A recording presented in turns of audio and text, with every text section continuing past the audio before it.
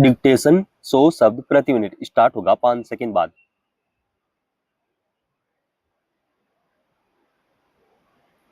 Start.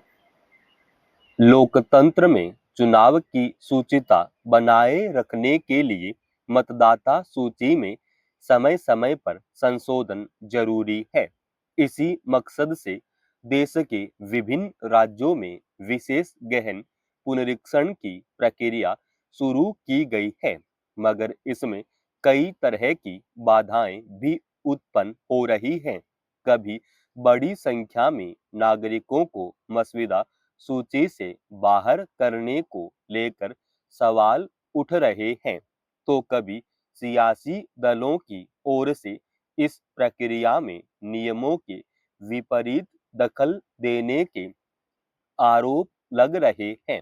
ऐसे में सबसे जरूरी है कि नई मतदाता सूची तैयार करने में पूरी पारदर्शिता और निष्पक्षता बरती जाए, ताकि सभी पात्र नागरिकों का मताधिकार सुरक्षित रह सके और अपात्र या मृतकों के नाम सूची से हटाने का कार्य बिना किसी विवाद या बाधा के पूरा हो सके। यही वजह है कि सर्वोच्च न्यायालय ने पश्चिम बंगाल से जुड़े ऐसे ही एक मामले में सोमवार को सभी राज्यों को स्पष्ट कर दिया कि विशेष गहन पुनरीक्षण की कवायद में किसी को भी बाधा डालने की अनुमति नहीं दी जाएगी। साथ ही इस प्रक्रिया को सुव्यवस्थित करने और विभिन्न आशंकाओं का निराकरण करने के निर्देश भी जारी किए हैं। मतदाता सूची के विशेष गहन पुनरीक्षण की शुरुआत बिहार से हुई थी और तब से लेकर यह प्रक्रिया विवादों में है। शुरू में चुनाव आयोग की ओर से आधार कार्ड को पहचान पत्र के दस्तावेज में शामिल न करने का मुद्दा प्रमुखता से उठा था। आयोग का तर्क था कि आधार को नागरिकता का पहचान पत्र नहीं माना जा सकता, मगर बाद में सर्वोच्च न्यायालय के निर्देश पर इसे पहचान के दस्तावेज में शामिल कर लिया गया। अब पश्चिम बंगाल में इस प्रक्रिया पर आए दिन नए नए सवाल उठ रहे हैं। पिछले दिनों चुनाव आयोग ने खुद राज्य में मसविदा सूची में छूट गए मतदाताओं की अगुवाई की प्रक्रिया रोकने का निर्देश दिया था। आयोग ने माना था कि वर्ष 2002 की मतदाता सूची के डिजिटलीकरण में तकनीकी समस्या की वजह से कई लोगों के नाम मसविदा सूची में शामिल नहीं हो पाए हैं और ऐसे लोगों के लिए फिलहाल व्यक्तिगत सुनवाई की जरूरत नहीं है।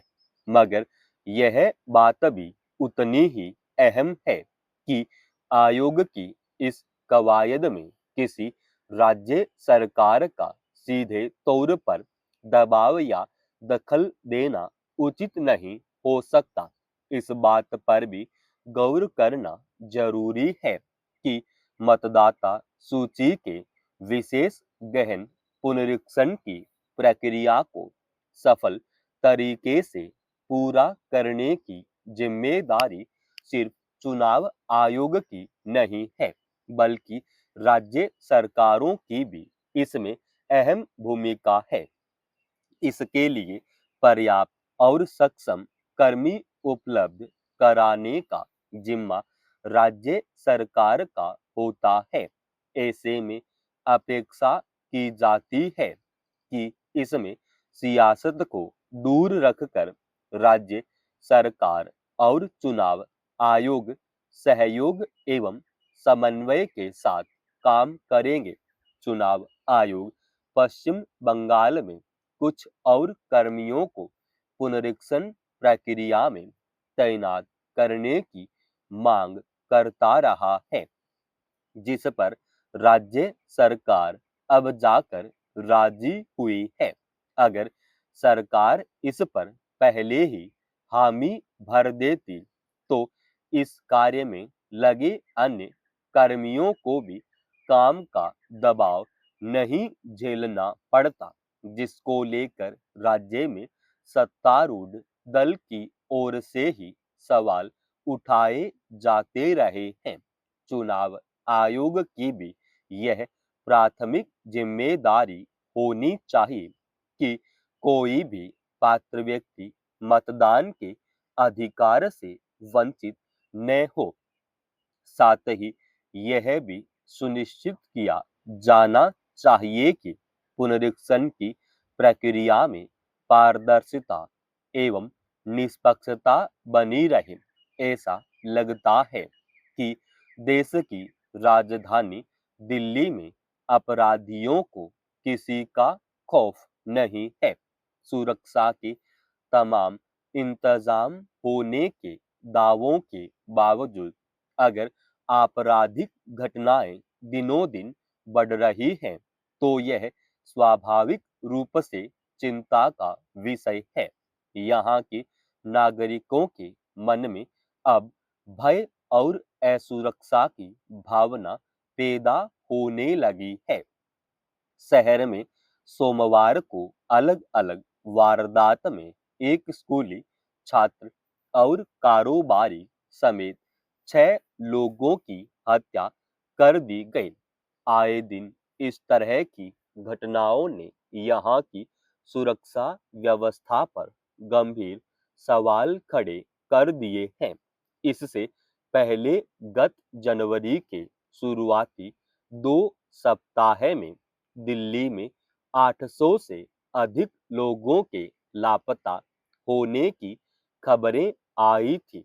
यह निराशाजनक ही है कि ऐसे मामलों में सिवाय दिलासा देने के ऐसा कोई कदम नहीं उठाया गया जिससे नागरिकों में सुरक्षा का भरोसा कायम हो।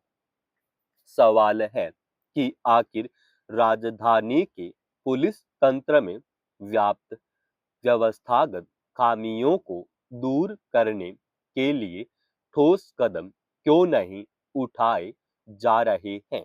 इसमें दो राय नहीं कि सिर्फ कानून बना देने से व्यवस्था में सुधार नहीं हो सकता।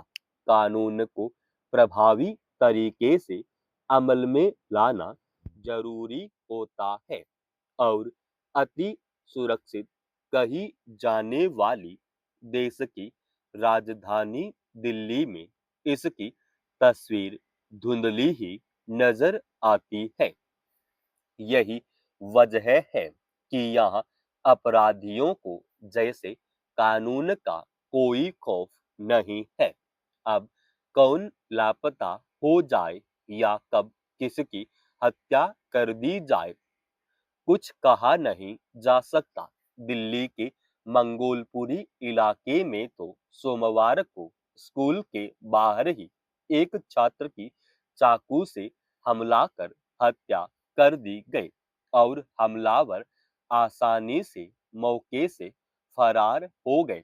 ऐसे में यह सवाल भी महत्वपूर्ण है कि स्कूलों के आसपास नियमित पुलिस गश्त की व्यवस्था क्यों नहीं की जाती है।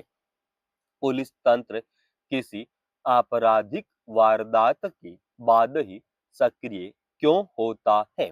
क्या अपराध होने से पहले ही उसे रोक देना पुलिस की जिम्मेदारी नहीं है? ऐसे मामलों में संबंधित पुलिस कर्मियों और अधिकारियों की जवाबदेही तय की जाना जरूरी है ताकि कानून व्यवस्था को चुस्त दुरुस्त किया जा सके। समाप्त। दोस्तों, रोजाना ऐसे ही एडवांस डिक्टेशन के लिए चैनल को आप अभी सब्सक्राइब कीजिएगा और आज के इस डिक्टेशन का पीडीएफ फाइल हमने हमारे Telegram channel study with H Swami पे डाल दिया है, जिसका लिंक इसी वीडियो के डिस्क्रिप्शन में डाल रखा है।